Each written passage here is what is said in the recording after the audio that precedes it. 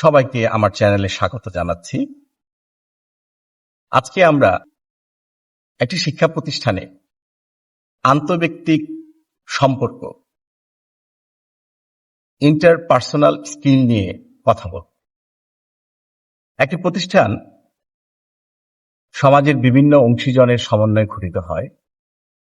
তো আন্তঃব্যক্তিক সম্পর্ক হচ্ছে অন্যের সাথে সম্পর্ক স্থাপন করা এবং তা বজায় রাখার সামর্থ্য। একটি শিক্ষা প্রতিষ্ঠানে 5 শ্রেণীর মানুষ অংশগ্রহণে একটি প্রতিষ্ঠান পরিচালিত হয়। 5 শ্রেণীর ব্যক্তিবর্গ একটি শিক্ষা প্রতিষ্ঠানের সাথে সম্পৃক্ত থাকে। তারা কারা?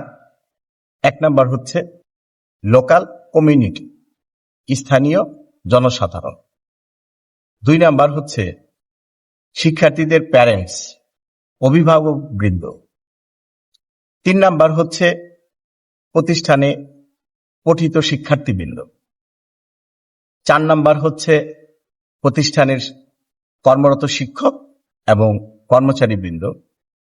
এবং সর্বশেষ এবং 5 নাম্বার হচ্ছে একটি প্রতিষ্ঠানকে নিয়ন্ত্রণ করে যে সকল ব্যক্তিবর্গ, তারা যেমন প্রতিষ্ঠানে এসএমসি, বিদ্যালয় পরিচালনা পরিষদ, মাধ্যমিক শিক্ষা অফিস, জেলা শিক্ষা অফিস, তারপর হচ্ছে মাওসি এবং শিক্ষা মন্ত্রণালয়।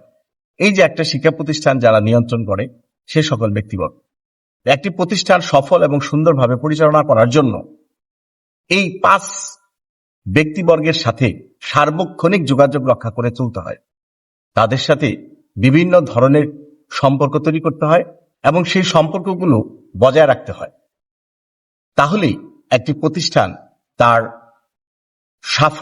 সফল এবং চূড়ান্ত সীমায় পৌঁছতে সামর্থ্য হয়। এই কারণে একটি শিক্ষা প্রতিষ্ঠানে এই আন্তঃব্যক্তিক সম্পর্ক বজায় রাখা খুবই গুরুত্বপূর্ণ। ধন্যবাদ সবাইকে।